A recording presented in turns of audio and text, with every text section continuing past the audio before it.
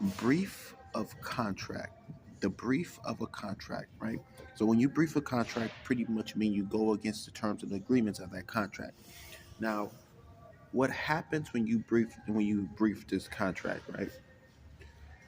It's simple, right?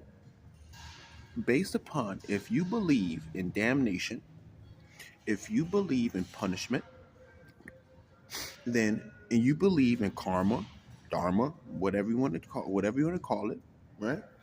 If you believe that you did something wrong, then that wrong event will happen to you. So this is what happens when you brief a contract, an esoteric contract, a social agreement. So if you feel like you did something against what we agreed to, against what you and that your partner agreed to, that esoteric, that other entity that you agreed to, or even just going against yourself, they have these things like karma. Ever heard of karma, right? Ever heard of what comes around goes around? If you didn't, now you did, right? So, if you look in the Bible, they have any Bible, realistically any Bible of any religion, they have this thing called hell, and they have different versions of hell in different cultures, different religions. I meant to say, mostly cultures, right? Or punishment treatment, or the belief in punishment, right?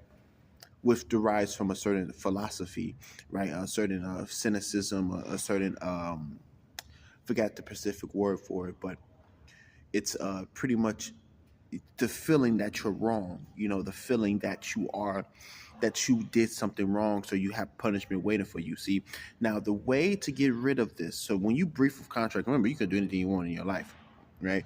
You do anything you want. You can agree to any terms of agreements, but if you don't know about briefing a contract, or going against something you agreed for, right?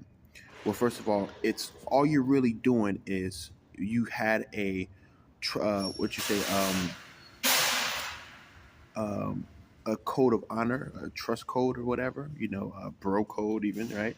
When you start to go against it, what happens specifically is, can you look yourself in the mirror and trust yourself?